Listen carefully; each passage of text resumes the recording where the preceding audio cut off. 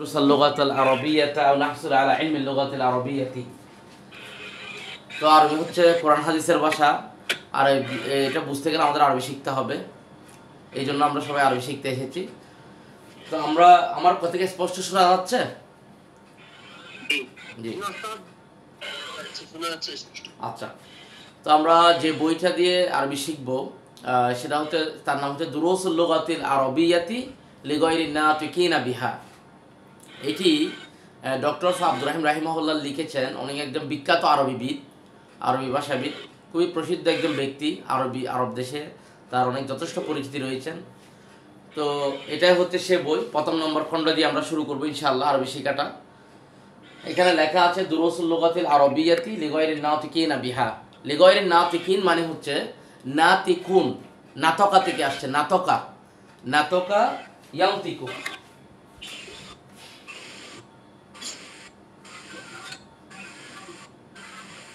যাদের এখান থেকে সাউন্ড আসবে তারা একটু মিউট করে রাখবেন, বাকিরা অন রাখবেন। যেহেতু আমরা এখানে অল্প স্টুডেন্ট, সবসময় প্রশ্ন করবেন, আমি অ্যান্সার দিব। তবে যাদের থেকে সাউন্ড আসবে শুধু তারা একটু মিউট করে রাখবেন।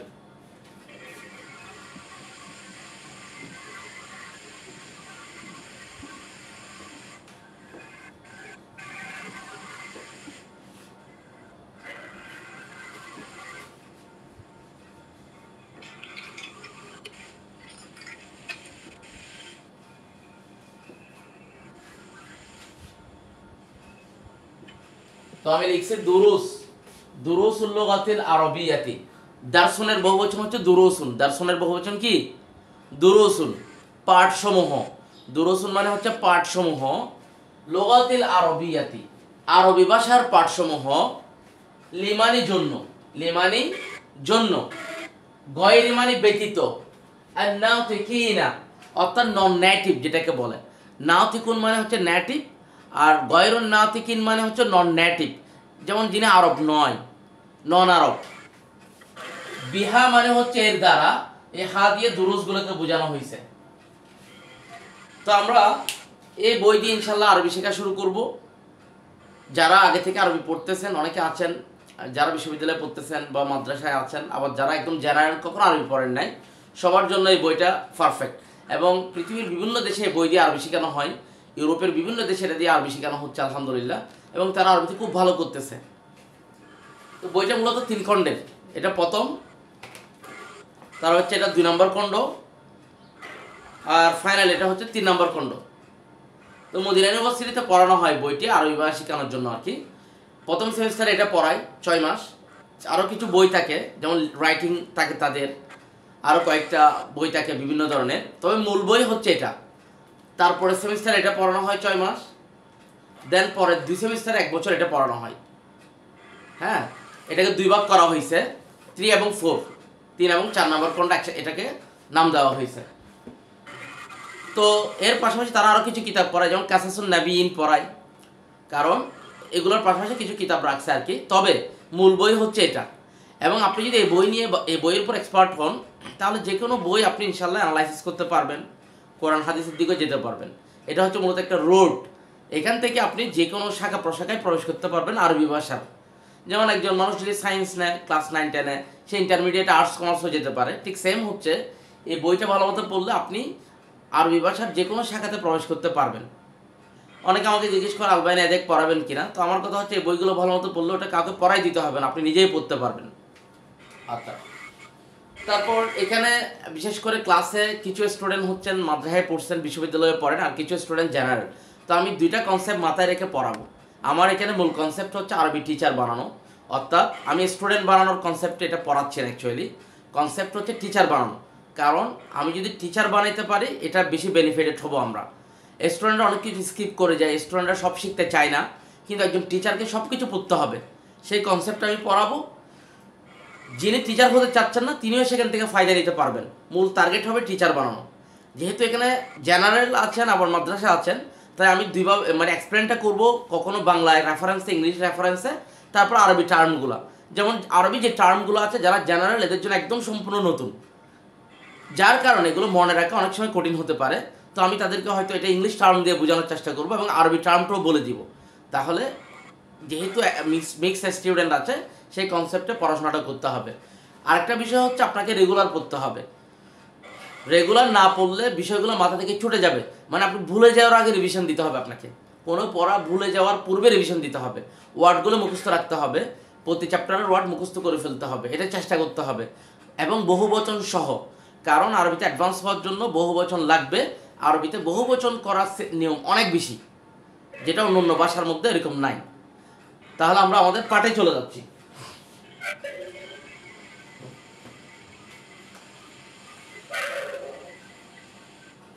আচ্ছা, তো পাঠে চলে যাচ্ছি। আমরা প্রথম শীটের দিকে দেখব। শীটে আমি লিখছি আরবি জ্ঞানের 3টি অংশ। 3টির মধ্যে একটা প্রথম লিখছি আর নাহু, আর সরফু, আল বালাগা। তো আমি প্রথমে নাহু নিয়ে আলোচনা করব।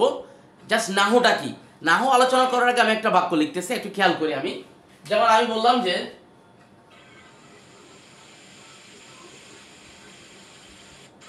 আমি যাই, আমি যাই, এটার ইংলিশ হচ্ছে আই গো। এখন আমি যদি বলি আমি যাচ্ছি,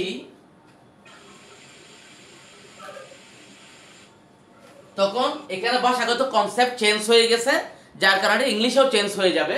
তখন হবে আই এম গোয়িং। এখন কেউ যদি বলে আই এম গো, বাক্যটা কি হবে? বাক্যটা ভুল হবে, গ্রামাটিক্যালি বাক্যটা কি হবে? ভুল হবে। তবে মনের ভাব প্রকাশ করা যায় এভাবেও, মানে একজন যিনি শুনছে তিনি হয়তো বুঝবে যে আপনি কি বলতে চাচ্ছেন, কিন্তু বাক্যটা গ্রামাটিক্যালি ভুল হবে। এখন এই বাক্য গ্রামাটিক্যালি শুদ্ধ হওয়ার জন্য এখানে ভার্বের সাথে আইএনজি যুক্ত করতে হবে, তখন বাক্যটা গ্রামাটিক্যালি শুদ্ধ হবে। অর্থাৎ আমরা যখন কোনো একটি ভাষায় শুদ্ধভাবে বাক্য তৈরি করার জন্য, শুদ্ধভাবে বাক্য গঠন করার জন্য, বা বাক্যগুলোকে শুদ্ধভাবে বলার জন্য যেই সমস্ত নিয়মকানুন আমরা শিখি তাকে মূলত গ্রামার বলে সাধারণভাবে। ক্লিয়ার কিনা? আমাকে রেসপন্স করবেন আপনারা, আমাদের ক্লাসটা হচ্ছে রেসপন্স টাইপের। হ্যাঁ, অর্থাৎ আমি যখন কোনো একটি ভাষায় শুদ্ধভাবে বাক্য গঠন করার জন্য বা বাক্যগুলো শুদ্ধভাবে বলার জন্য যে সমস্ত নিয়মকানুন শিখি তাকে মূলত সাধারণভাবে গ্রামার বলে। আচ্ছা, আমরা এখন নাহুর দিকে যাচ্ছি।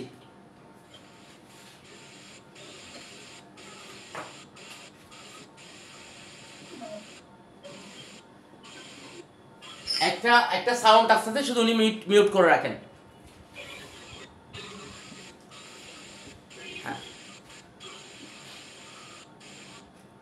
আর নাহু, নাহু হচ্ছে কি?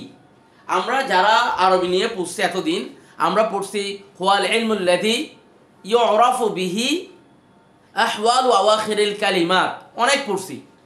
জাস্ট নাহু হচ্ছে একই সংজ্ঞা দিব আমি, সেটা হচ্ছে আরবিতে শুদ্ধভাবে বাক্য তৈরি করার জন্য যে সমস্ত আমরা নিয়ম কানুন শিখি তাকে আমরা নাহু বলবো। এবং আপনাদের আরবি সংজ্ঞার দিকে আমি যাব। যেমন আমি এখানে কয়েকটা শব্দ লিখতেছি, একটু খেয়াল করি। আমরা একটু খেয়াল করব আমি কি লিখলাম, পড়া যাচ্ছে? হামিদুন, হামিদুন। আপনারা রেসপন্স করবেন, এখানে অনেকে আগে থেকে এগুলো ছিলেন। হামিদুন।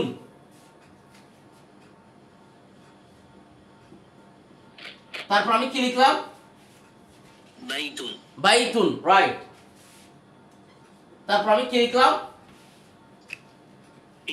ফি।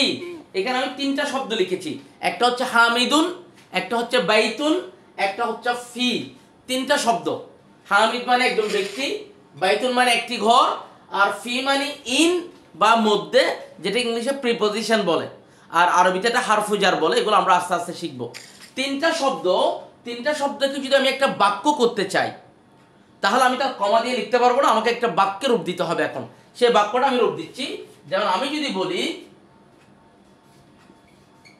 হামিদুন ফি বাইতিন, হামিদুন ফি বাইতিন। এখন আমি যখন শব্দগুলো লিখছিলাম তখন বলছিলাম হামিদুন, এটা ঠিক আছে, দেখেন মিল আছে পুরোপুরি।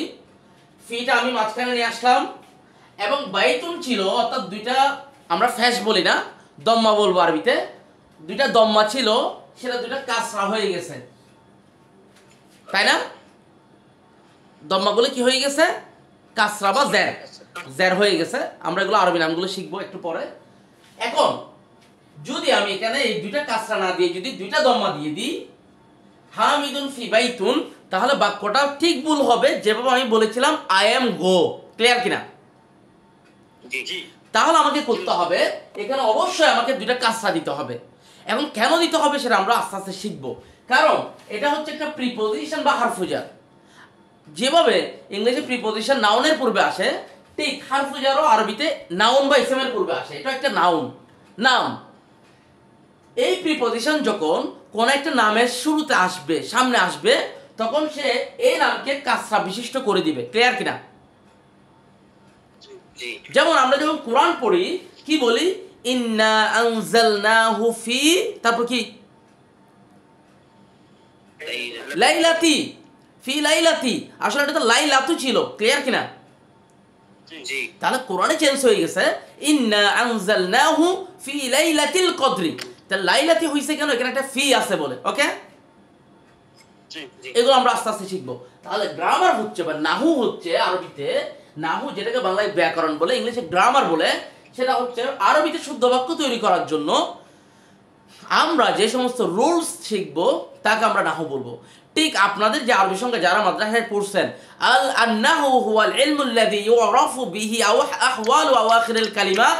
দেখেন, আহওয়ালু আওয়াখিরিল কালিমাত অর্থাৎ কালিমার শেষের শব্দ সম্পর্কে জানা যায়। ক্লিয়ার কিনা? ওটাই। আচ্ছা, এটাই হচ্ছে মূলত নাহু। তাহলে আমরা নাহুর একটা বেসিক আইডিয়া পেলাম। আমরা আস্তে আস্তে নাহু নিয়ে ডিটেলসে যাবো ইনশাআল্লাহ।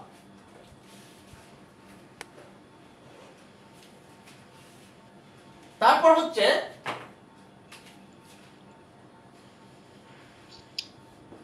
আসরফু। কি লিখলাম? আসরফ বা আসরফু। তো সরফ সম্পর্কে আমরা দেখব। সরফ মানে শব্দের গঠন বা পরিবর্তন বা রূপান্তর। শব্দের গঠন, পরিবর্তন বা রূপান্তর, এই সরফ নিয়ে আমরা দেখব।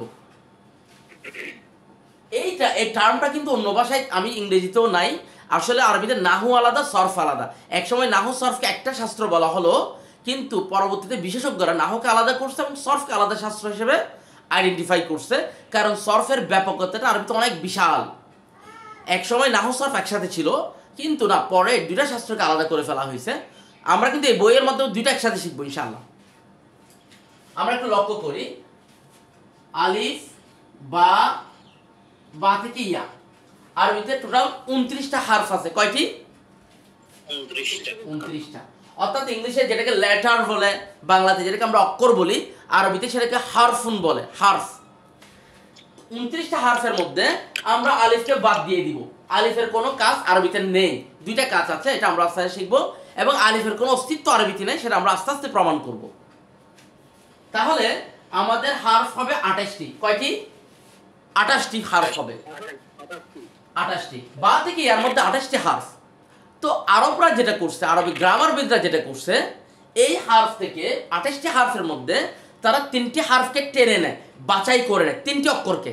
বেশিরভাগ ক্ষেত্রে 98% শব্দ গঠন করছে 3টি অক্ষর থেকে, বা ক্রিয়া হোক সেটা ইসেম হোক, মানে ফেল হোক, ভার্ব হোক বা ইসেম হোক, সেটা 3টি অক্ষর থেকে করছে। এরকম সংখ্যা হচ্ছে 98%। ওরা কি করছে? বা থেকে এর মধ্যে 3টি অক্ষর নিয়ে ফেলে। যেমন একজন গ্রামারবিদ কি করলো? নিল কাফ, তারপর নিল তা, তারপর নিল বা, 3টি অক্ষর নিল। এখন তিনি কি করবেন? এই 3টি অক্ষর থেকে একটা ফেল তৈরি করবেন, মানে একটা ক্রিয়া তৈরি করবেন, ভার্ব যেটাকে বলে ইংলিশে। যেমন তিনি যেটা করলো সেটা হচ্ছে কাতাবা। কি করলো? কাতাবা। 3 অক্ষর দিয়ে যে ক্রিয়াটা তৈরি করবে, প্রথম সেখানে 3টা অক্ষরের মূল 3টা অক্ষরই থাকবে, এবং তার প্রথম অক্ষরে একটা ফাতহা দিতে হবে বা জবর যেটাকে বলি আমরা, এবং শেষের অক্ষরে অবশ্যই একটা ফাতহা দিতে হবে, জবর। এবং মাঝের অক্ষরে এটা চেঞ্জ হইতে পারে, ফাতহা, দম্মা, কাসরা, যা জবর ফেস যে কোনো একটা হইতে পারে। এই 3টা অক্ষর দিয়ে একটা ক্রিয়া তৈরি হবে, এবং ক্রিয়ার চেহারা হচ্ছে ঠিক এরকম হুবহু।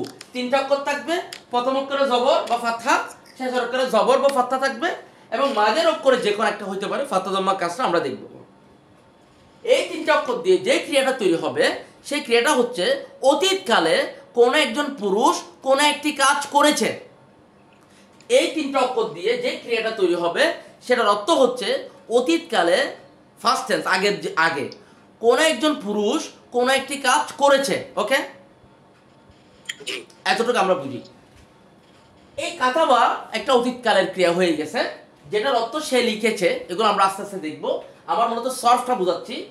তখন এটা কি করছে, কাতাবা থেকে চেঞ্জ করে ফেলা হয়েছে ইয়াকতুবু। কি করা হয়েছে? ইয়াকতুবু। আবার এই কাতাবাকে অনেক চেঞ্জ করা যায় 14টা ফর্মে। কাতাবা, কাতাবা, কাতাবু, কাতাবাত, কাতাবাতা, কাতাবনা, কাতাবতা, কাতাবতুমা, কাতাবতুম, কাতাবতি, কাতাবতুমা, কাতাবতুনা, কাতাবতু, কাতাবনা। এভাবে 14টা করা যায়। ইয়াকতুবুকে আবার 14টা করা যায়। ইয়াকতুবু, ইয়াকতুবান, ইয়াকতুবুনা, এভাবে। আবার এটাকে দেখেন চেঞ্জ করে আবার করা হচ্ছে ইক্তাতাবা। আরবিতে এরকম ভাবে হাজার হাজার ক্রিয়া তৈরি করা যায় 3টা অক্ষর থেকে। ক্লিয়ার কিনা?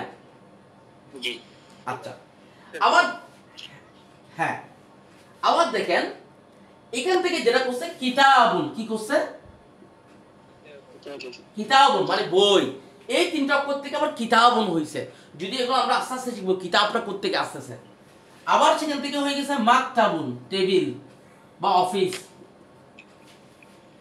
আবার সেখান থেকে হয়ে গেছে কিতাবাতুন, রাইটিং বা লেখা। এরকম হাজার হাজার নাউন তৈরি করা যায়। ক্লিয়ার কিনা?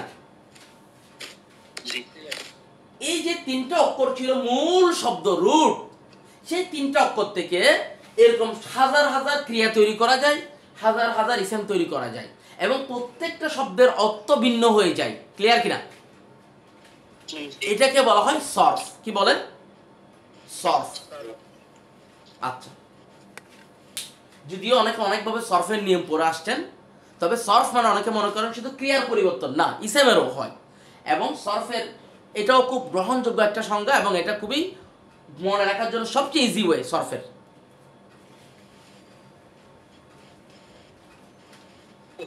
আপনি বলেন শুদ্ধভাবে বাক্য গঠনের জন্য যে নিয়ম কানুন তাকে নাহু বলে, জি। আর বাক্যে রূপ দেওয়ার জন্য যে নিয়ম কানুন, কোনটা সরফ বলে কোনটা নাহু বলে? নাহু হচ্ছে এক কথায় নিয়ম কানুন, যেগুলো আমরা শিখবো বাক্যটা গঠন করার জন্য শুদ্ধ যে নিয়ম কানুনগুলো শিখবো তাকে আমরা নাহু বলবো। যেমন আই এম গো বললে হবে না, আই এম গোয়িং বলতে হবে, এই আইএনজি লাগাইতে হবে, এটাই শুদ্ধ নিয়ম।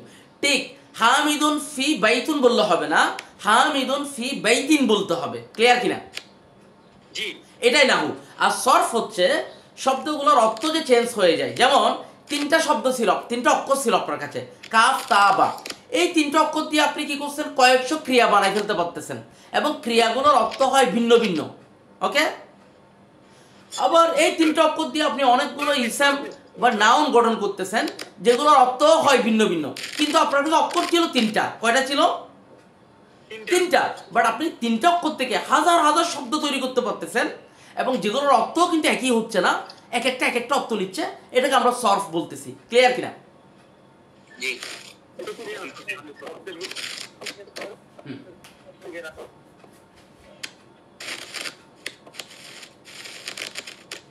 আল বালাগা। কি লিখলাম? আল বালাগাতু। আরবি শাস্ত্রের আর একটা গুরুত্বপূর্ণ নিয়ম হচ্ছে আল বালাগা। এটা এমন একটা নিয়ম, যেমন এক কথায় কবিতা বা সাহিত্যের যে কনসেপ্ট আছে, বা ছন্দে ছন্দে বা বাক্যের শুদ্ধ একেবারে খাঁটি রূপগুলোকে আমরা বালাগা বলি। যেমন আপনি দেখবেন বাংলা ভাষায় যে কবিতাগুলো হয়, এগুলো সাধারণ ভাষার চেয়ে ভিন্ন হয়, তাই না? জি। এবং এইসব কবিতাগুলো বোঝার জন্য কিন্তু আমাদের এই সাধারণ ভাষায় আমরা বুঝতে পারি না। যেমন আপনি বাংলা পড়ে আসছেন ছোটবেলায়, দেখবেন যে সনেট লিখছে, কিন্তু আপনাকে বাংলা ভাষা হওয়ার পরে ওখানে আবার বাংলা অনুবাদ করে দিতে হয় না। রবি মানে সূর্য, রবি মানে কি? সূর্য। কেন? এগুলো সাধারণ কথায় প্রচলিত হয় না। প্লাস হচ্ছে আমরা তো যেভাবে কথা বলি, আসলে উচ্চ লেভেলের বাংলা সাহিত্য বুঝতে গেলে এই নর্মাল কনসেপ্টে বোঝাও সম্ভব না, তখন আলাদা পড়াশোনা করতে হয়। আরবিতে এই বালাগাটা হচ্ছে বিশাল একটা ব্যাপার, যেটা কোরআনকে ফলো করলে বোঝা যায়। এবং বালাগা লিখতে হবে। হ্যাঁ, এগুলো লিখতে হবে না, এগুলো মোটামুটি আপনি আইডিয়া রাখেন, তবে আমার সেটা এমনি জাস্ট টপিকসটা লেখা আছে, এগুলোর ব্যাখ্যা সাধারণত দেওয়া হয় নাই। মনে রাখেন, পরে লিখে নিয়েন, আর না আসলে আমাকে একটু হোয়াটসঅ্যাপে নক দিবেন, ঠিক আছে? তাহলে বালাগা অনেক সময় গ্রামারের রুলসকে এক্সিট করে যায়। বালাগা অনেক সময় গ্রামারকেও ফলো করে না, প্রয়োজনে সে গ্রামারের নিয়মও চেঞ্জ করে ফেলে। ক্লিয়ার কিনা? যেমন যাদের আরবি কবিতা সম্পর্কে আইডিয়া আছে, দেখবেন যে প্রত্যেককে ইসলামের শেষে 2টা দম্মা হলো, কবিতাগুলোর শেষে একটা দম্মা দেওয়া হয়, তাই না? মানে শেষ দিকে মিলানোর জন্য এটা করা হয়। তাহলে বালাগা হচ্ছে বিশাল একটা বিষয়, যেটা নিয়ে আমরা আস্তে আস্তে শিখবো। এবং কোরআনটা হচ্ছে পুরো বালাগায় পরিপূর্ণ। কোরআনে অনেক কিছু উজ্জ্ব থাকবে, কোরআনে অনেক বিষয় উজ্জ্ব থাকে। যেমন যেমন কোরআনে একটা আয়াত বলি আপনাদেরকে, একটু সাউন্ডটা অফ রাখেন। যাদের ইয়ারফোন গুলো হ্যাঁ। আছে সেগুলো একটা ভালো হয়। যাদের মানে যা সাউন্ড আসলে একটু অফ রাখবেন। আমার এখানে হ্যাঁ, যা স্পষ্ট করার সময় আপনি তখন কথা যা করবেন। তবে যাদের সাউন্ড আসবে না তারা রাখতে পারবেন, কারণ আমাদের এখানে অ্যাভেলেবেল স্টুডেন্ট না, আমরা ডিসকাস করে এগুলো শিখবো। শুধু সাউন্ড আসলে একটু অফ রাখবেন। আচ্ছা, যেমন কোরআন একটা আয়াত বলি, যেমন আল্লাহ তাআলা বলতেছে, হাল আদুল্লুকুম আলা তিজারাতিন তুনজিকুম মিন আযাবিন আলীম তুমিনুনা বিল্লাহি ওয়া রাসূলিহি ওয়া তুজাহিদুনা ফি সাবিলিল্লাহি বিআমওয়ালিকুম ওয়া আনফুসিকুম যালিকুম খায়রুল লাকুম ইন কুনতুম তা'লামুন। তারপর আয়াতটা বলেন তো কেউ আমাকে, পরের অংশটা কি আছে কেউ বলতে পারবেন? ইয়াগফির লাকুম, কি আছে? ইয়াগফির লাকুম ওয়া ইউদখিলকুমুল জান্নাতা। এখানে দেখেন ইয়াগফির কেন হয়েছে, কেউ বলতে পারবেন কেন এটা সুকুন বিশিষ্ট হয়েছে ফাইলটা? এখানে কিন্তু ইয়াগফিরু বলা হয় নাই, ইয়াগফির বলা হয়েছে। এখানে এটা মাজুম হয়েছে, এটা বোঝার জন্য আপনাকে পুরো গ্রামার কনসেপ্ট রাখতে হবে, এবং এখানে কি উজ্জ্ব আছে কোরআনে ওটাও বুঝতে হবে। কারণ কোরআনে যদি সবগুলো আয়াতকে মানে কথাগুলোকে নিয়ে আসে, এটা আপনি কোরআনের মতো আর পড়তে পারবেন না। এটা সাহিত্যের মতো, এটা যে একটা বালাগা আছে ওটা আপনি আর ফিল করতে পারবেন না। যেমন রব্বানা আতিনা, এখানে ইয়াজে হারফুনিতে উজ্জ্ব আছে, আপনি ইয়া সহ দিয়ে পড়লে তো এটা কোরআনের বালাগাটা নষ্ট হয়ে যাবে। বুঝা গেছে? এটাই তো আমরা বালাগা সম্পর্কে আস্তে আস্তে শিখবো।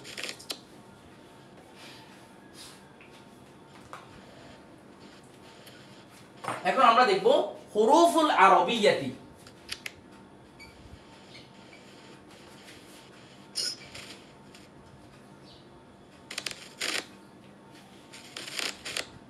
হুরুফ, হারফুনের বহুবচন হচ্ছে হুরুফ, হারফুন।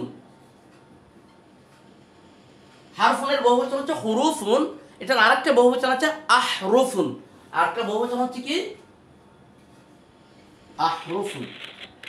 আচ্ছা, অর্থাৎ যেও আমরা বাংলাতে অক্ষর বলি, সরয় সারায়া রস্বই দীর্ঘি, ঠিক সেম যেও ইংলিশে লেটার্স বলতেছি, লেটার বলতেছি এ বি সি ডি, এগুলোকে আরবিতে ঠিক হারফ আছে, যেমন আলিফ বা তাসা, এগুলোকে হারফুন বলে, যার বহুবচন হচ্ছে হুরুফুন। তো আরবিতে হুরুফ হচ্ছে বা হারফ হচ্ছে মূলত 29টি। কয়টি? 29টি। যেমন আব্দুল্লাহ ভাই যিনি উনি মিউট করলে ভালো হয়। হ্যাঁ, আব্দুল্লাহ ভাই একটু মিউট করে দেন।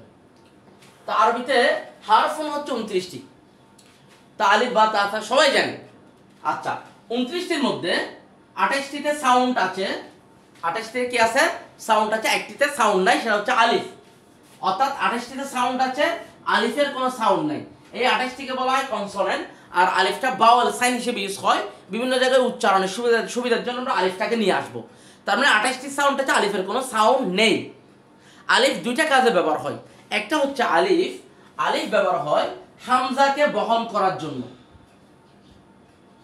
অর্থাৎ হামজার চেয়ার হিসেবে আলিফ চলে আসে। অর্থাৎ আলিফের কোনো সাউন্ড নেই, সে কি করে? হামজাকে বহন করে বা হামজার চেয়ার হিসেবে আসে। 2, আলিফ হয় কোন একটা শব্দকে টেনে পড়ার সাহায্য করে, কোন একটা শব্দকে টেনে পড়তে সাহায্য করে। যেমন কিতাবুন, এখানে তায়ের পর আলিফ আসছে, মানে তাকে একটু টেনে পড়বো। কয় সমান? 2টা তা পরিমাণ। আমাদের এখানে তাসবিদ পড়াচ্ছি না যে 3 আলিফ 4 আলিফ, এগুলো এখানে নাই। আমরা গ্রামারে এখানে শুধু দুইটা, একটা নিয়ম হচ্ছে টানার মধ্যে ডাবল, মানে একটা শব্দ পড়তে যতক্ষণ লাগে, 2টা শব্দ পড়তে যতক্ষণ লাগে ততক্ষণ। মানে এখানে একটা তাসবিদ নয় যে এটা কোরআনের তাসবিদটা ভিন্ন বিষয়, এটা হচ্ছে নাহু নিয়ে পড়তেছি আমরা এখন। তার মানে আলিফ 2টা কাজ করে, আলিফ হামজাকে বের করে অথবা এবং সে একটা শব্দকে টেনে পড়ার কাজে সহযোগিতা করে। আচ্ছা, যেমন আমরা হামজা দিয়ে ওয়ার্ড লিখলে দেখবো আবুন মানে বাবা, আখুন মানে ভাই। তাহলে এভাবে আমরা একটা আলিফ দিয়ে দিই নিচে, তারপরে এটা হামজাকে বিয়ার করতেছে বা বহন করতেছে। এই 2টা কাজ আলিফের। আমরা এখানে একটু মন দিব, ভালো করে সবাই খেয়াল করবো কি করতেছে এটা এখানে। আচ্ছা, আমি আপনাদের সাথে যতক্ষণ কথা বলতেছি, আমি যে কথাগুলো আপনাদের সাথে বাংলা ভাষায় বলতেছি, এখানে অসংখ্য ওয়ার্ড ব্যবহার করা হয়েছে, শব্দ। এই প্রত্যেকটি অর্থবোধক শব্দকে বাক্যে পদ বলে, পদ বলে। অর্থাৎ আমরা যে, আমি বলছি আমি স্কুলে যাই, হ্যাঁ, রহিম একজন ভালো ছেলে, বা রহিম বই পড়ছে। তো বই পড়ছে, রহিম একটা যেমন বিশেষ্য পদ, বই একটা বিশেষ্য পদ, পড়ছে একটা ক্রিয়াপদ। তার মানে বাক্যে অসংখ্য শব্দ মিলে কিন্তু বাক্য হয়, এবং প্রত্যেকটি অর্থবোধক শব্দকে পদ বলে, যেটাকে ইংলিশে পার্টস অফ স্পিচ বলে। আর আরবিতে সেটাকে কি বলে, আমরা সেই জিনিসটা জাস্ট ইংলিশের রেফারেন্স একটু দেখবো, খুব কঠিন না, ইজি করে, অনেকে আমার চেয়ে ভালো জানেন এই বিষয়টা। তাহলে আমি বললাম যে আমরা যে কথা বলি, এখানে অসংখ্য শব্দ আছে, অর্থবোধক শব্দ আছে, এই শব্দগুলোকে পদ বলে। এই শব্দগুলো মিলেই কিন্তু বাক্য হয়। এই শব্দগুলোর এক একটা অবস্থান আছে কিন্তু বাক্যে। এটাকে ইংলিশে বলে পার্টস অফ স্পিচ বলে।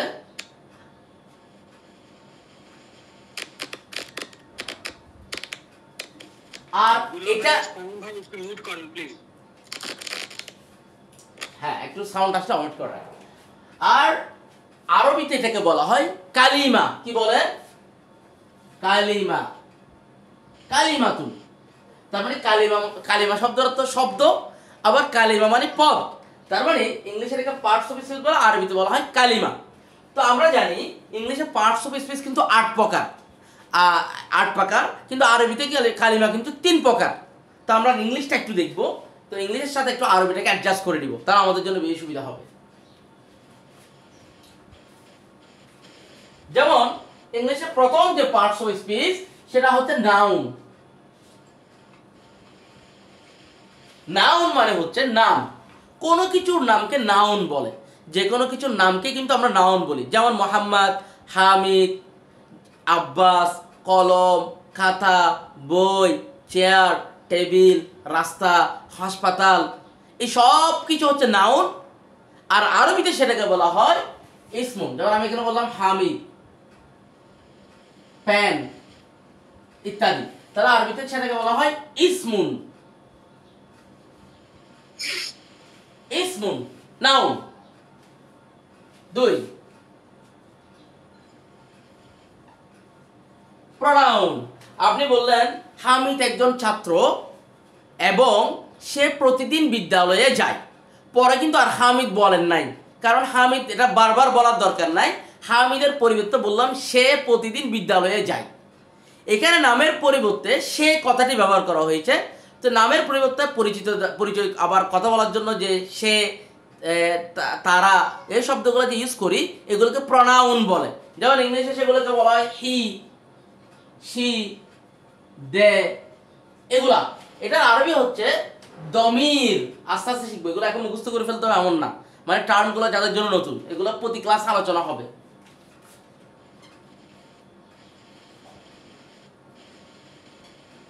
দমির বলে, দমিরুন। ইংলিশে যেমন আরবিতে হচ্ছে হুয়া, হুমা, হুম, এগুলা হুয়া, হুম ইত্যাদি, এগুলো আমরা আস্তে আস্তে শিখবো। 3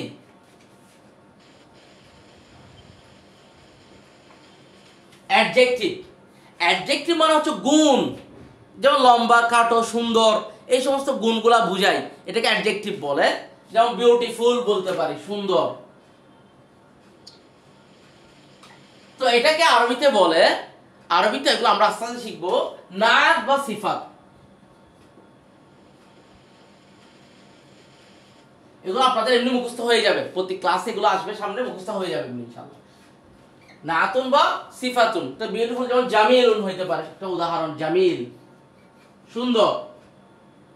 আচ্ছা, তারপর দেখেন অ্যাডভার্ব।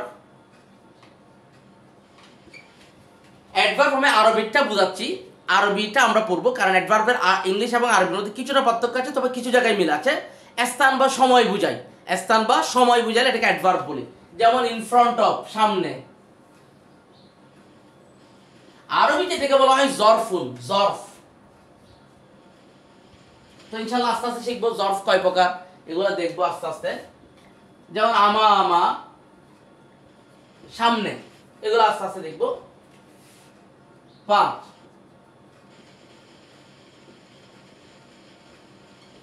ইন্টারজেকশন যেটা, যেমন কোনো কিছু কোনো কিছু ওয়াও বলে আমরা দুঃখ বোঝানোর জন্য, মানে এই ধরনের যে শব্দগুলো ইউজ করে এগুলো ইন্টারজেকশন বলে, আরবিতে এগুলোকে ইসমুল ফাইল বলে। এগুলো আমরা আস্তে আস্তে শিখবো। এগুলো এমন কিছু টার্ম আছে যেগুলো মদিনা 3 তে গিয়ে পাবেন, 3 তে গিয়ে আপনি পাবেন, এখন পাবেন না। ইসমুল ফাইল বলে এটাকে। 6 ভার্ব।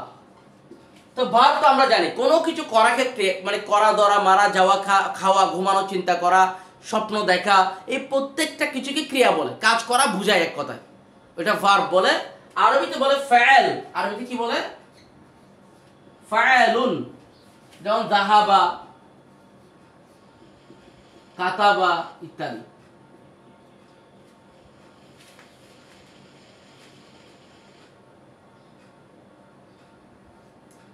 প্রিপোজিশন। প্রিপোজিশন আমরা জানি প্রি মানে পূর্বে, পজিশন মানে অবস্থান, অর্থাৎ যেটা নাউনের পূর্বে বসে, যেমন ইংলিশে ইন, অফ, বাই, এগুলা। এটাকে আরবিতে বলা হয় হারফু জার। আরবিতে বলা হয় হারফু জার। যেমন ফি, আলা ইত্যাদি। এগুলো আমরা আস্তে আস্তে শিখবো।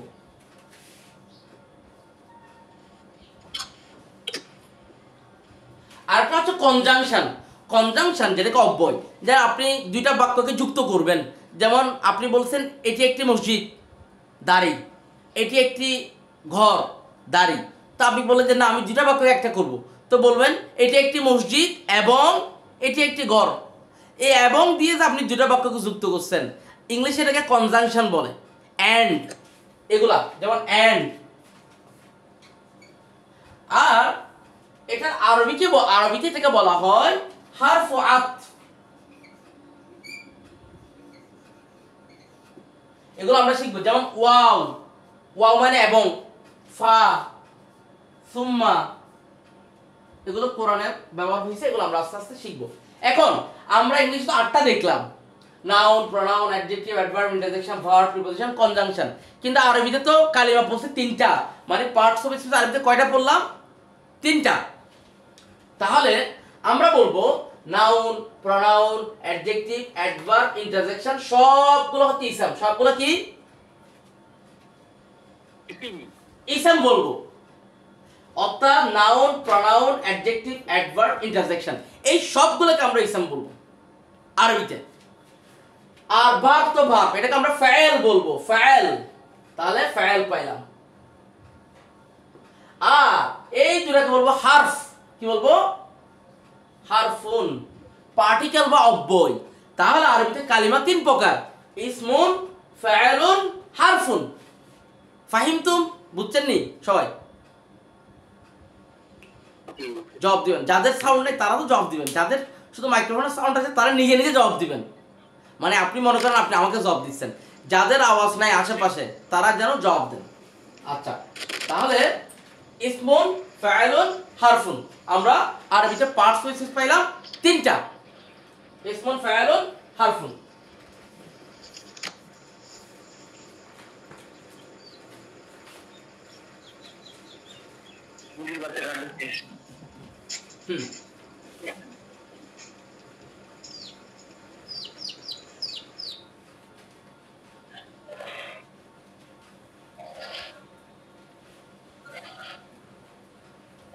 তারপর এখন আমরা দেখবো হারাকাতুন।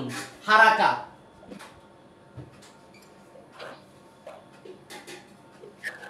হারাকাতুন।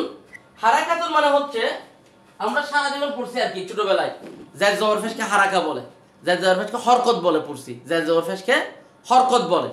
এটা হচ্ছে সে হারাকা, হারাকাতুন।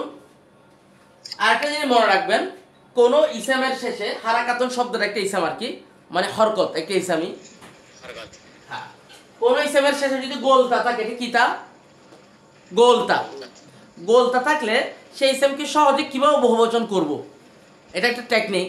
সেটা হচ্ছে আলিফতা। এই যে আমি একটা আলিফ দিলাম না, আর একটা তা, ঠিক আছে, বড় তা। গোলতা থাকলে কোন ইসমের শেষে সেটাকে যদি আমরা আলিফ তা দিয়ে দিই, গোলতাটাকে তুলে, তাহলে এটা বহুবচন হয়ে যাবে, ঠিক আছে। আচ্ছা, হারাকাতুন, হারাকাতুন মানে চিহ্ন বোঝায়, স্বরচিহ্ন যেগুলা, ওগুলোকে আমরা হারাকাতুন বলবো। যেমন হারাকা দুই প্রকার। হারাকা কয় প্রকার? দুই প্রকার। একটা হচ্ছে শর্ট বাউল সাইন, এগুলোকে ভাওয়াল সাইন বলে ইংলিশে, শর্ট বাউল সাইন, আর একটা লং বাউল সাইন। যেমন জ্যাজ জবর ফেস, যেটা আমরা এতদিন বলে আসছি, মানে জ্যাজ জবর ফেস, এটা আরবি হচ্ছে ফাতহাতুন জবর। ফাতহাতুন মানে কি? ফাতহাতুন জবর, দুই দম্মাতুন, তিন কাসরাতুন। আচ্ছা, অফ রাখেন সাউন্ডগুলো সবাই। তাহলে ফাতহাতুন, দম্মাতুন, কাসরাতুন। ফাতহাতুন মানে হচ্ছে জবর, দম্মাতুন মানে হচ্ছে ফ্যাশ, আর কাসরাতুন মানে হচ্ছে জ্যা। তাহলে জ্যা জবর ফ্যাশ আর বলবো না, এখন থেকে ফাতহাতুন, দম্মাতুন, কাসরাতুন।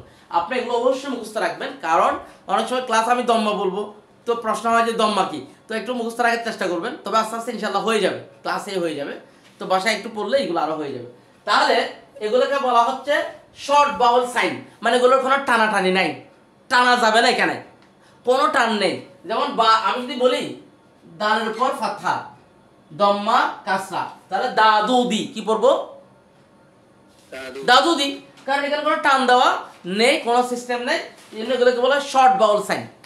আল হারাকাতুল কাসীরাতু মানে শর্ট বাউল সাইন, যেগুলো কোনো টান নেই। আর একটা হচ্ছে লং বাউল সাইন, টান আছে, একটু একটু টান আছে, সেগুলো আমরা দেখব। দেখেন, যেমন দাল, দার উপর ফাতহা দিলাম, এখন শর্ট দা।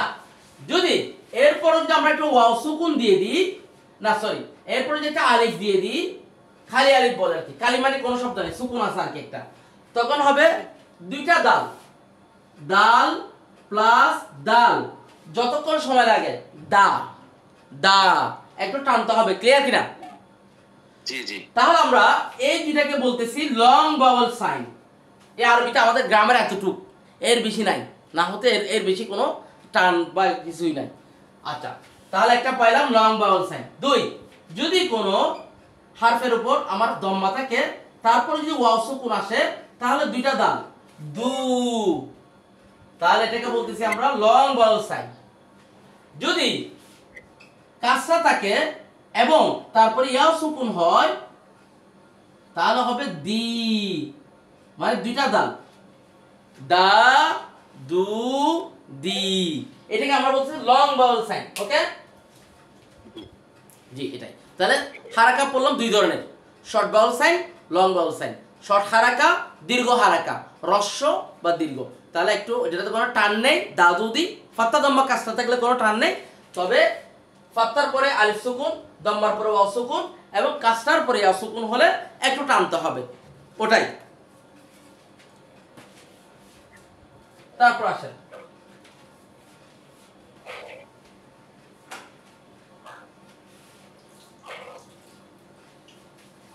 এখন আমরা দেখব তানউইনুন। তানউইন,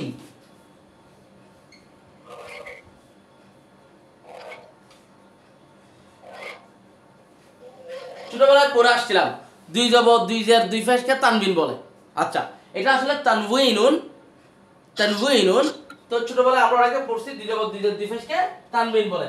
তো আমরা একটু দেখি এটা কি আসলে। এখন তো একটা পড়লাম ফাত্তা দম্মা কাসরা, মানে একটা একটা, তো আসলে এখন হবে দুই ফাতহা দুই দম্মা বা দুই কাসরাকে তানউইন বলে। দুই ফাতহা দুই কাসরা বা দুই দম্মাকে কি বলবো? তানউইন বলবো আমরা। যেমন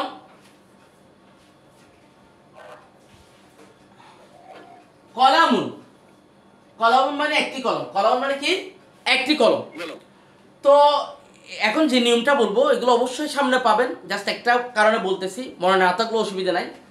যদি এই কলামুনের সাথে আমরা আনি যুক্ত করে দিই, এখন হয়ে গেছে কলামানি। কি হয়েছে? কলামানি। এই যে আনি যুক্ত করলাম, আলিফ নুন, কলামানি, তখন হয় দুটি কলম। তখন কয়টি কলম হয়? দুটি কলম হয়ে যায়। তো এটা পরে শিখবো নিয়মটা। তো আমি বললাম ফাতহাতুন। ফাতহাতুন মানে হচ্ছে একটি ফাতহা, মানে একটি জবর, ফাতহাতুন। তাহলে দুইটি জবর হবে ফাতহাতানি।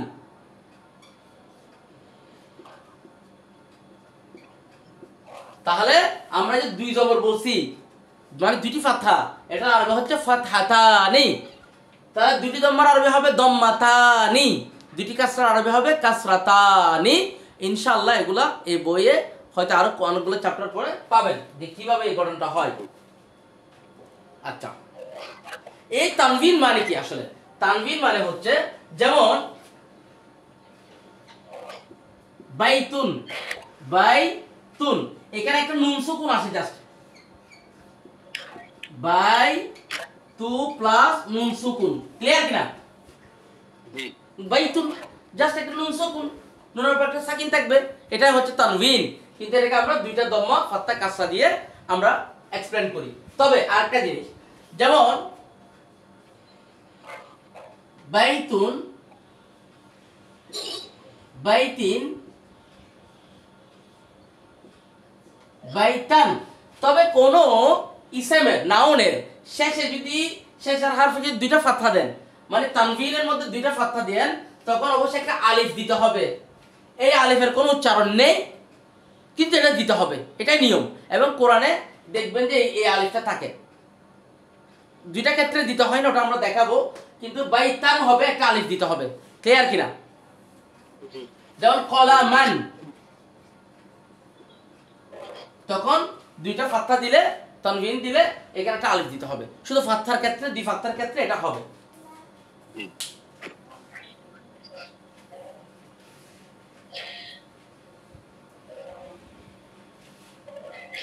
এখন আমরা দেখব অরিজিনাল ফর্ম অফ ইসম, মানে একটা ইসমের আসল অবস্থা কি ওইটা আমরা দেখব।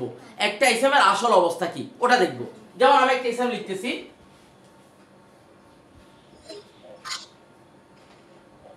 বাইতুন, আমি লিখলাম বাইতুন।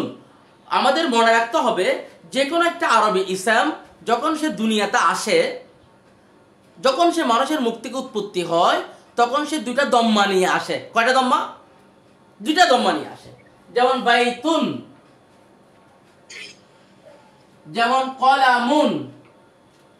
তার মানে কোন একটি ইসম যখন সে দুনিয়াতে আসবে, মানুষের মুখ থেকে হোক বা উৎপত্তি হোক ক্রিয়া থেকে, তাহলে তার শেষ হারফের উপর দুইটা দম্মা থাকবে। যেমন আরেকটা উদাহরণ দিই, রজুলুন, সবসময় দুইটা দম্মা। এবং এই দুইটা দম্মা দেওয়ার অর্থ হচ্ছে ইসেমটা অনির্দিষ্ট। যেমন বাইতুন মানে একটি ঘর, কলামুন মানে একটি কলম, রজুলুন মানে একজন পুরুষ লোক। যে কোনো একটি ঘর হতে পারে, যে কোনো একটি কলম হতে পারে, যে কোনো একজন পুরুষ হতে পারে, যেটাকে ইংরেজিতে বলা হয় ইনডেফিনিট আর্টিকেল।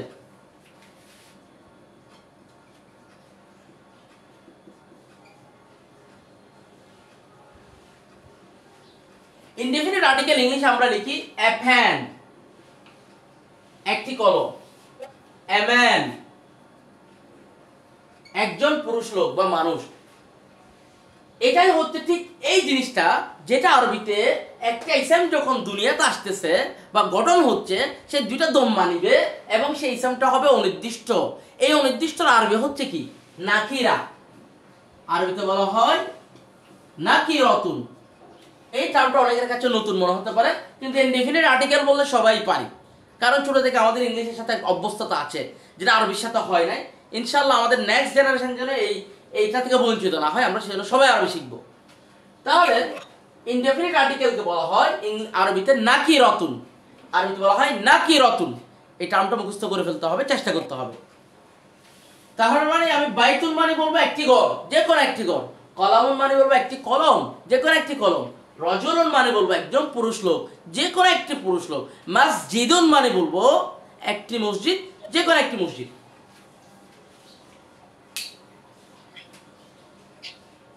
তারপর এখন আসেন আরেকটা জিনিস, যদি বলি মুহাম্মাদুন, হামিদুন, আব্বাসুন, এখন এগুলোর কয়টা দম্মা আছে না আমার শেষে? দুইটা দম্মা আছে, কিন্তু এগুলো কোন নির্দিষ্ট ব্যক্তির নাম। মুহাম্মাদুন একজন নির্দিষ্ট ব্যক্তি, হামিদুন একজন নির্দিষ্ট ব্যক্তি, আব্বাসুন একজন নির্দিষ্ট ব্যক্তি।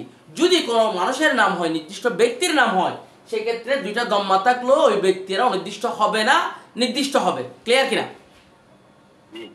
কারণ এগুলো হচ্ছে যে কোনো একজন হতে পারে বস্তু, বা মানুষ বললো যে কোনো একজন মানুষ হতে পারে, কিন্তু আমি এমন কোনো মোহাম্মদের কথা বলি নাই যাকে আমি চিনি না, এমন কোনো হামিদের কথা বলি নাই যাকে আমি চিনি না, এমন কোনো আব্বাসের কথা বলি নাই যাকে আমি চিনি না। অর্থাৎ এখানে প্রত্যেকটা ব্যক্তি নির্দিষ্ট, দুইটা দম্মা হলো নামগুলো নির্দিষ্ট হবে। ওকে,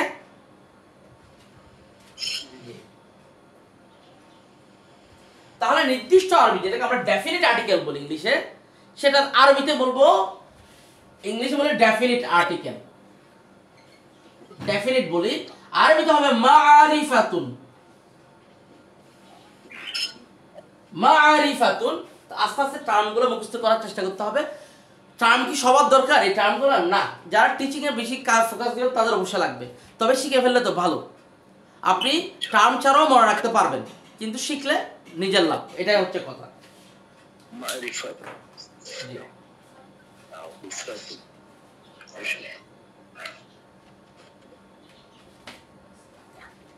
এতটুকু ক্লিয়ার কিনা সবার?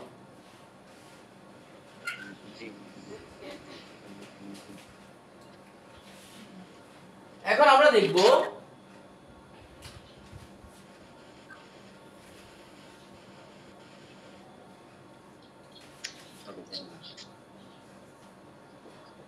আনওয়াউল ইসমি, নাউনের প্রকারভেদ।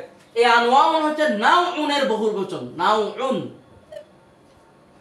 নাউন মানে হচ্ছে প্রকার, আর এটার বহুবচন হচ্ছে আনওয়াউন, অর্থাৎ দ্য কাইন্ডস অফ নাউন, নাউনের প্রকারভেদ। অনেক কয়টা প্রকার আছে আমরা ওগুলো দেখবো। যদি আমরা এখানে একটা জেনারেল প্রকারভেদ দেখবো, মাদ্রাসায় যেভাবে যে ইসলাম 16 প্রকার ওইরকম না, আমরা একটা সিস্টেমেটিক দেখবো, যে ইজি ওয়েটা। ওগুলো দেখবেন যে আপনি নিজেই বুঝতেছেন 16 প্রকার ইসলাম মুখস্থ রাখার দরকার নেই, এরাব 9 প্রকার মুখস্থ করার দরকার নেই, এটা আপনি নিজেই দিতে পারবেন একসময় ইনশাআল্লাহ।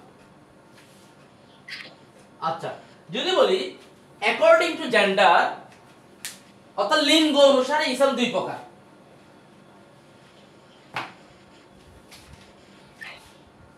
মানে লিঙ্গ অনুসারে পুরুষ মহিলা, পুরুষ মহিলার কে লিঙ্গ অনুসারে ইসলাম হচ্ছে 2 প্রকার। একটা হচ্ছে মুযাক্কার,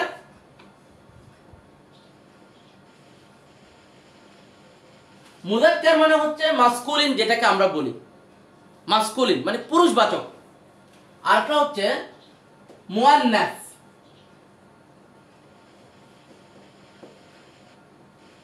মুযাক্কারুন মাসকুলিন পুরুষবাচক, আর মুয়ান্নাসুন হচ্ছে ফেমিনিন বা স্ত্রীবাচক। তাহলে লিঙ্গ অনুসারে, লিঙ্গ অনুসারে জিন্স, বিহাসেবল জিন্স মানে জেন্ডার, জেন্ডার অনুযায়ী হচ্ছে ইসলাম 2 প্রকার, মুযাক্কার, মুয়ান্নাস। মুযাক্কার হচ্ছে আমরা জানি যে মুহাম্মদ একজন মুযাক্কার পুরুষ, হামিদুন মুযাক্কার, হ্যাঁ, তালিবুন একজন ছাত্র সে মুযাক্কার। তার মানে আমি বলতে পারি যে মুহাম্মাদুন তালিবুন মানে ছাত্র, তালিবুন মানে কি ছাত্র, তাহলে ছাত্র একজন পুরুষ। আরেকটা হচ্ছে মুয়ান্নাস, মুয়ান্নাসের মধ্যে যেমন আমি বলতে পারি ফাতিমা,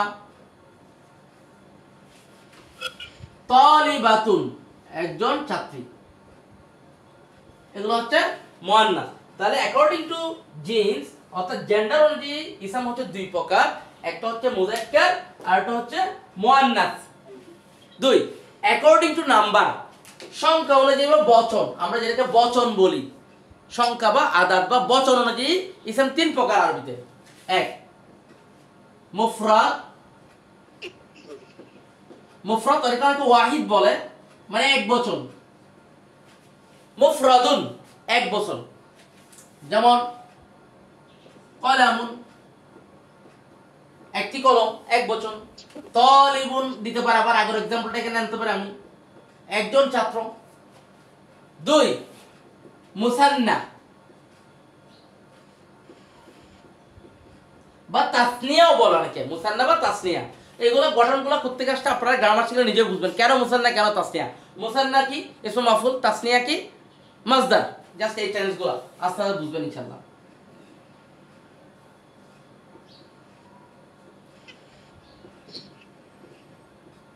অর্থাৎ দ্বিবচন, এটা কিন্তু বাংলাতেও নাই আর ইংলিশেও নাই, এক বচন আছে বাংলাতে, বহুবচন আছে ইংলিশ হয় কি, কিন্তু আরবিতে দ্বিবচন একটা ব্যাপার আছে। তাহলে হচ্ছে মুফরাদ মুসান্না। যেমন আমি বলেছিলাম কোন শব্দের সাথে আনি যুক্ত করব তখন শব্দটা দুজন হয়ে যায়, দুটি হয়ে যায়। কলামুন কলামানি, তখন হবে দুটি কলম। তালিবানি, দুজন ছাত্র। রাজুলানি, দুইটা পুরুষ লোক। তাহলে মুফরাদ মুসান্না তিন। জামউন, জামউন মানে হচ্ছে বহুবচন বা প্লুরাল যেটাকে আমরা বলি। যেমন তালিবুনের বহুবচন তুল্লাবুন। তারপরে জামউন শিখবেন ইনশাআল্লাহ আস্তে আস্তে। যেমন বিভিন্ন ঘটনা আছে আমরা দেখব। যেমন মুসলিমুনের বহুবচন মুসলিমুনা।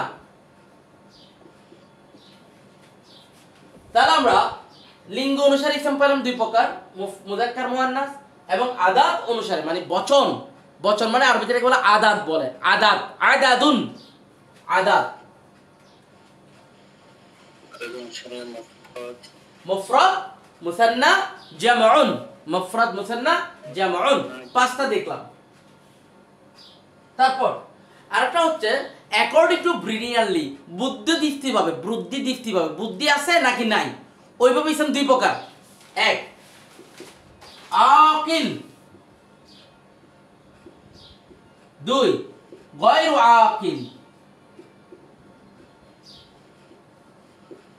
আচ্ছা, আকিল মানে হচ্ছে যাদের বুদ্ধি আছে, বিবেক আছে তারা।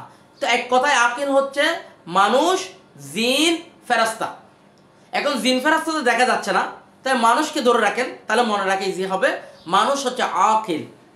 এরপরে গয়রু আকিল হতে যত বস্তু আর প্রাণী আছে সব গয়রু আকিল।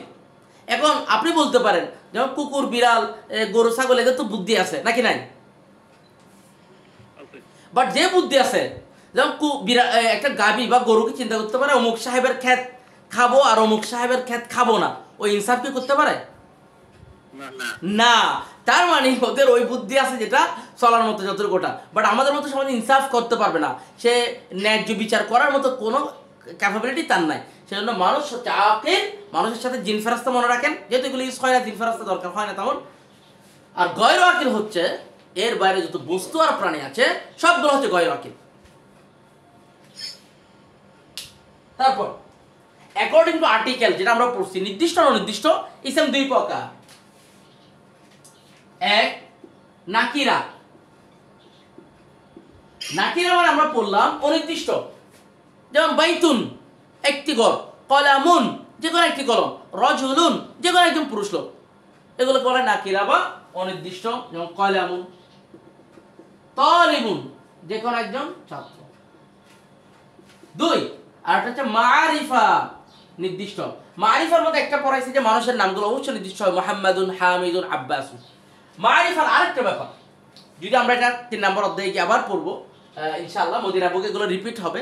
ধরেন আপনার কাছে আছে কলামুন, এই শব্দটি আছে, এটাই তো দুনিয়াতে আসছে, কলামুন দুইটা দম্মা নিয়ে আসছে, এবং এটা অনির্দিষ্ট, অনির্দিষ্ট একটি শব্দ। আপনি কি করলেন, যেমন এটাকে বলে একটি কলম, বাংলায় বলে একটি কলম, ইংলিশ বলে a pen। তা আপনি যখন কলমের সাথে টি যুক্ত করেন, কলমটি বা কলমটা, তখন নির্দিষ্ট হয়। টিটা যুক্ত করলে নির্দিষ্ট হয়, তখন ইংলিশে বলি দা ফ্যান। আমরা কি করি, কলম টি বললে এটা নির্দিষ্ট হয় যে টি দিলে, আর ইংলিশে দা দিলে এটা নির্দিষ্ট হয়, তখন হয় কলমটি। এখন আপনার কাছে কলামুন আছে, এটাকে সাজাইতে হবে। যেমন যেও আমরা বউদেরকে অলংকার দিয়ে সাজাচ্ছি, ঠিক শব্দকে কি দিয়ে সাজাবো? আল দিয়ে। কি দিয়ে? আল দিয়ে সাজাবো। তা আল, আলিফ লাম একটা হারফ, এটা দিয়ে সাজাবেন। এটা কি আপনার কাছে আছে? আছে আপনার কাছে? নাই। আপনার কাছে আছে কলামুন, তো এটা কিনতে হবে আপনাকে।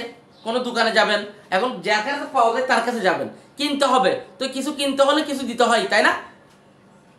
কেউ তো এমনি এমনি কিছু দিবে না। তো ধরেন আমার কাছে আল আছে, এখন আমার কাছে যদি আপনি আসেন, আপনাকে আল তো এমনি এমনি দিব না, কিছু দিতে হবে। আবার টাকা পয়সা দিলেও দিব না, কারণ এই জিনিসটা টাকা পয়সা দিয়ে কিনা পাওয়া যায় না, টাকা দিয়ে তো সব কিনে পাওয়া যাবে না।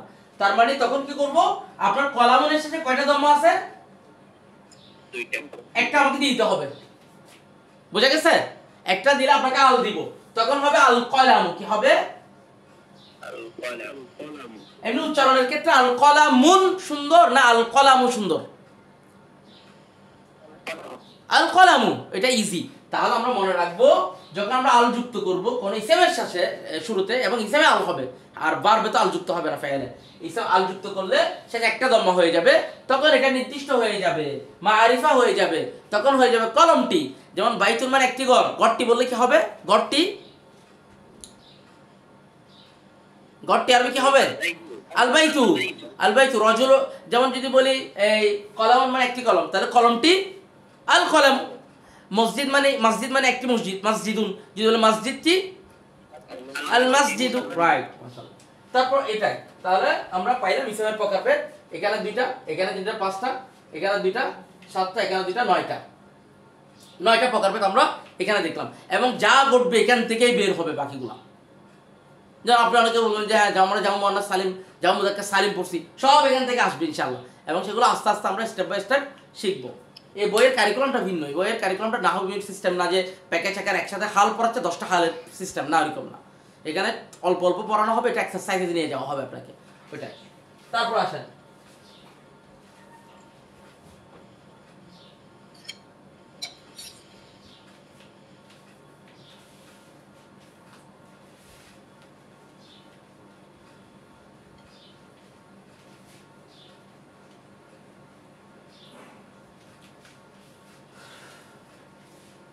এখন আমরা যেটা দেখব জুমলা, বাক্য।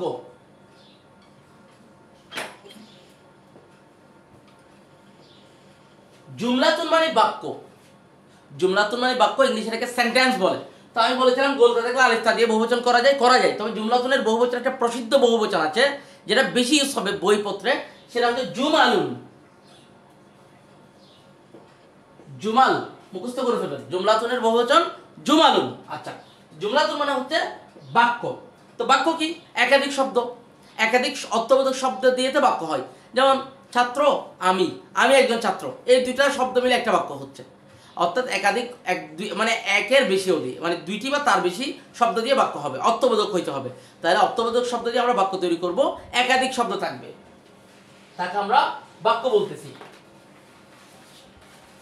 যেমন বলতে আনা তালিবুন, আনা তালিবুন মানে আমি একজন ছাত্র। এখানে আনা একটা কথা শব্দ, তালিবুন একটা শব্দ, দুইটা শব্দ মিলে একটা বাক্য তৈরি হয়েছে এবং দুইটা অর্থবোধক শব্দ। আচ্ছা, অর্থাৎ মানুষের যেখানে যেই বাক্য শুনলে যেখানে মানুষের মনের ভাব প্রকাশ হয়। ধরেন আপনি এমন একটা কথা বলছেন যেখানে কোনো মনের ভাব নাই, কিছু নাই, আপনি ধরেন এমন একটা শব্দ বলছেন যেটা কোনো অর্থই নাই, যেটা বাক্য হবে না। অর্থাৎ আপনার মনের ভাব প্রকাশ হইতে হবে, মানুষের বুঝতে হবে কি বলতেছেন, এই বিষয়গুলো, এটাকে বাক্য বলবো আমরা।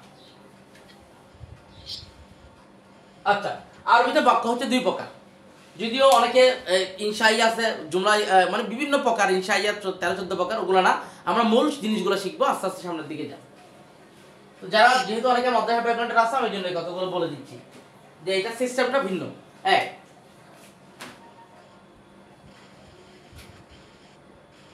জুমলাতুল ইসমিয়া। দুই, জুমলাতুল ফাইলিয়া। তাহলে আরবিতে বাক্য হচ্ছে দুই প্রকার, জুমলাতুল ইসমিয়া, জুমলাতুল ফাইলিয়া। জুমলাতুল ইসমিয়া, জুমলাতুল ফাইলিয়া। আমরা একটু ইসম নাম শুনছি আর ফাইল কথা শুনছি।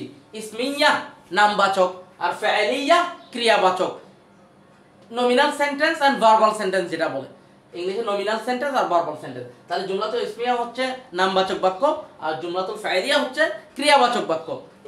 তো আমরা এখানে বিষয় জুমলাতুল ইসমিয়া নিয়ে বেশি পড়বো, ক্রিয়াবাচকগুলো বেসিকটা দেখবো। জুমলাতুল ইসমিয়া কি? যেই বাক্যটি ইসম দিয়ে শুরু হবে, যে বাক্যটি ইসম দিয়ে শুরু হবে তাকে আমরা জুমলাতুল ইসমিয়া বলবো। যেমন আমি বললাম হামিদুন, হামিদুন তালিবুন, হামিদুন তালিবুন, হামিদ একজন ছাত্র। তাহলে হামিদ একটা ইসম, হামিদ একটা কি ইসম। তাহলে বাক্যটিকে বলতেছি আমরা জুমলাতুল ইসমিয়া। কেন? বাক্যের শুরুটা হয়েছে ইসম দিয়ে।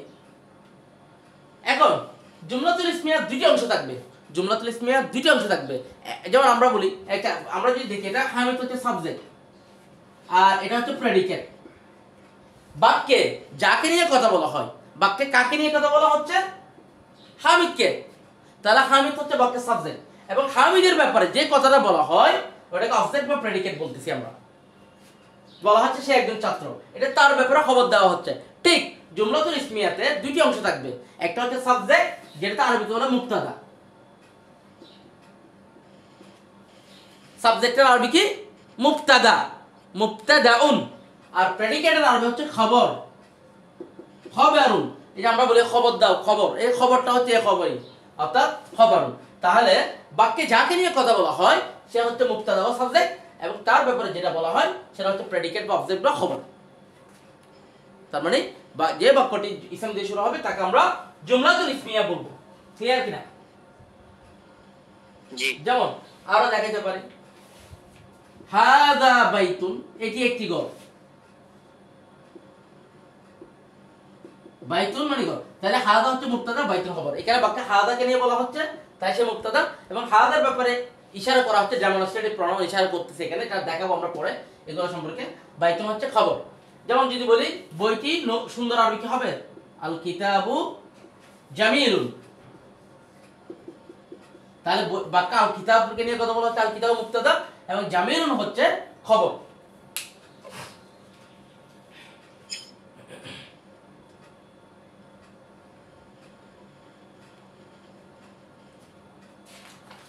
আর জুমলাতুল ফাইলিয়া হচ্ছে, একটু আইডিয়া দিব, জুমলাতুল ফাইলিয়ার এই চ্যাপ্টারে তেমন কোনো আলোচনাই নাই, একটু আইডিয়া দিচ্ছি। যেই ক্রিয়াটি, যে বাক্যটি ফেল দিয়ে বা ক্রিয়া দিয়ে শুরু হবে, তো ক্রিয়াগুলো চেনার উপায় ছিল, আমি বলছিলাম আপাতত মাদি মানে অতীতকালের ক্রিয়াটা আমরা দেখবো। জাস্ট যেমন যেমন জাহাবা, জাহাবা মানে গিয়েছে, হামিদুন, হামিদ গিয়েছে। ফেল নিয়ে মোটামুটি আলোচনা হবে পরে, এখন কোনো আলোচনা হচ্ছে না, একটু আইডিয়া। জাহাবা মানে এটা ভার্ব, তাহলে ফেল দিয়ে শুরু হবে। তাহলে ফেলিয়ার মধ্যে মানে ক্রিয়াবাচক বাক্যের দুটি অংশ থাকে আপাতত, একটা হচ্ছে ফেল আর একটা হচ্ছে ফাইল, মানে ক্রিয়া এবং কর্তা, ক্রিয়া এবং কর্তা। এটা হচ্ছে ক্রিয়া এবং কাজটা যে করছে সে হচ্ছে কর্তা, এগুলো থাকবে।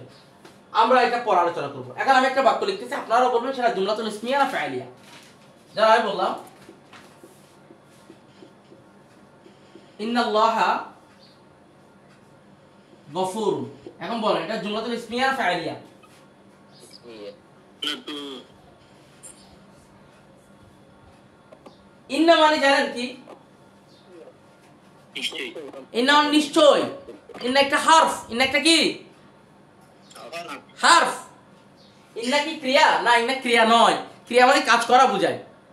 তাহলে ইন্না ইসম না, ইন্না একটা হারফ, ইন্না একটা কি হারফ। এখন আমি তো বললাম ইসম দিয়ে শুরু হলে জুমলাতুল ইসমিয়া, ফেল দিয়ে শুরু হলে জুমলাতুল ফাইলিয়া, হারফ দিয়ে শুরু হলে কি? হারফের পরে কি আছে? ইসম আছে না, আল্লাহ আছে না? জি। তাহলে ওটা জুমলাতুল ইসমিয়া, ওটা কি জুমলাতুল জুমলাতুল ইসমিয়া। তার মানে যে হারফের পর ইসম থাকলে এটা জুমলাতুল ইসমিয়া হবে, এবং এই ধরনের হারফের পর ইসমই আসবে, কখনো ফেল আসে না। তাহলে ইন্নাল্লাহা গফুরুন, নিশ্চয় আল্লাহ ক্ষমাশীল, তো এটা হচ্ছে জুমলাতুল ইসমিয়া। তাহলে জুমলাতুল ইসমিয়া সবাই চিনছেন আশা করি।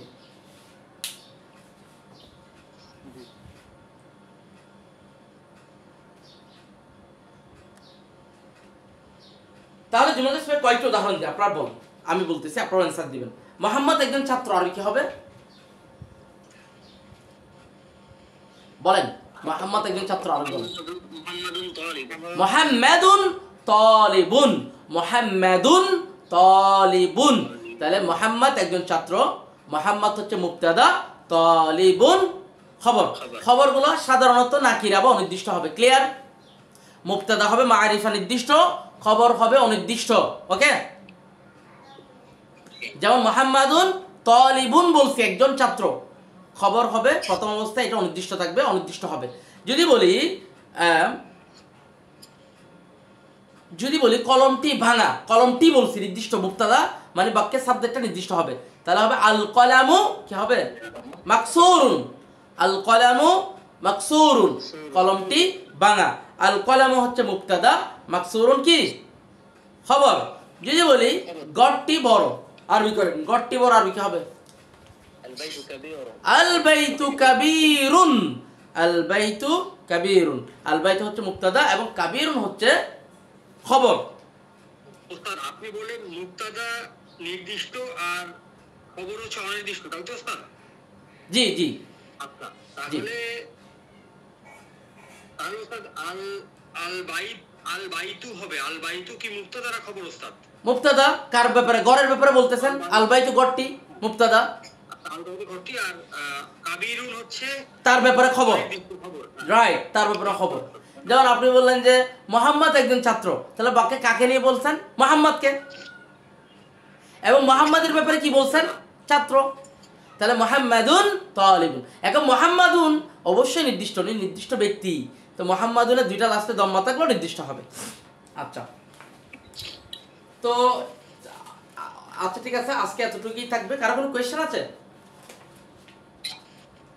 لا. হ্যাঁ বলেন, কারো কোনো কোয়েশ্চেন থাকলে বলেন। সবাই বুঝছেন এতটুকু আজকে যা পড়াইছি? বুঝছেন? সহজ লাগছে না কঠিন লাগছে? কারো কঠিন লাগছে এমন কেউ আছেন যে কঠিন লাগছে আজকের পড়াটা? আমার কাছে তো কঠিন লাগতো, যেহেতু আমার ব্যাকগ্রাউন্ড জিরো, মানে আমার আরবি জীবনে কোনোদিন পড়ে নাই, জি। ওই জন্য কঠিন লাগছে। কিন্তু কঠিন মানে এই না যে মনে করেন যে অন্যদের হয়তো একবার রিভিশন দিতে হবে, আমাকে আর দুইবার রিভিশন দিতে হবে, এটাই হচ্ছে। শোনেন, কঠিন আমি বলি, আমি জীবনে আরবি পড়ি নাই, যেটা সত্যি কথা। এবং আমাদের এই সাহেব যিনি এই বই লিখছে, উনিও জীবনে আরবি পড়ে নাই ছোটবেলায়, মানে এমনি বক্তব্যে পড়ছে আর কি।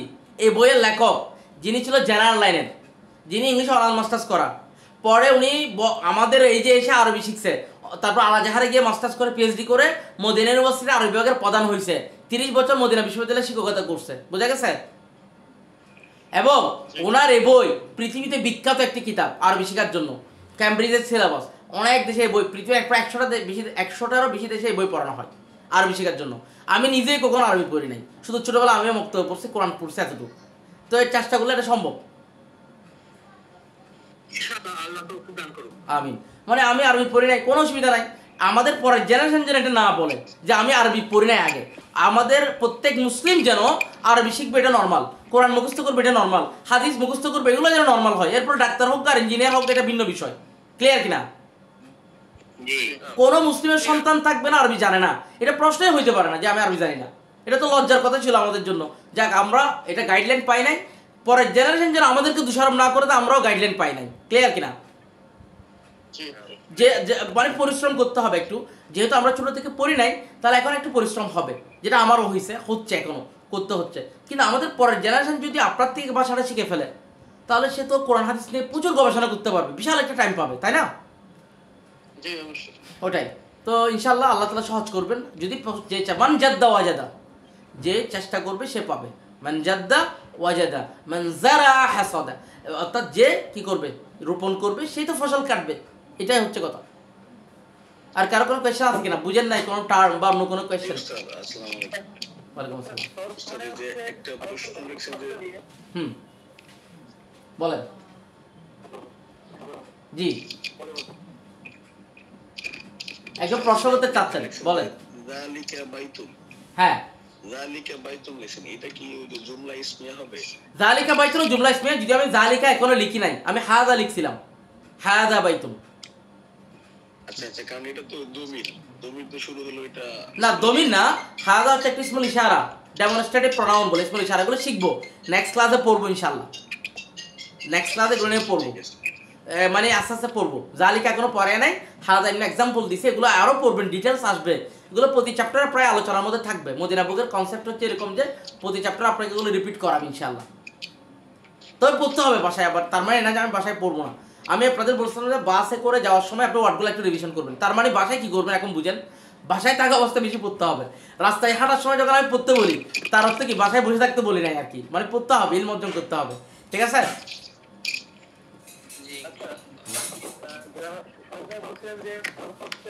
হ্যাঁ,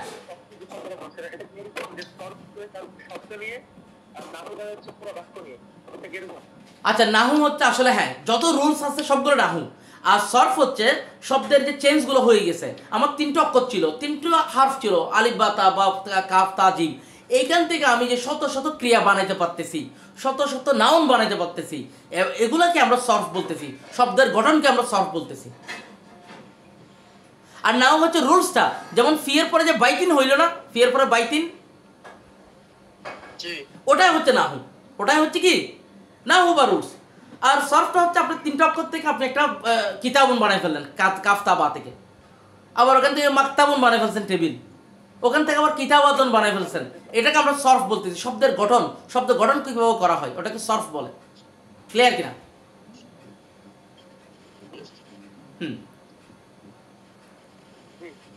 তাহলে আর কারো যদি কোনো কোয়েশ্চেন না থাকলে আজকের মতো ক্লাস এতটুক, এবং নেক্সট ক্লাস হবে ইনশাল্লাহ আগামী পরশু সকাল 7টায় ইনশাল্লাহ। আর কারো কোনো কোয়েশ্চেন না থাকলে লিভ নিব।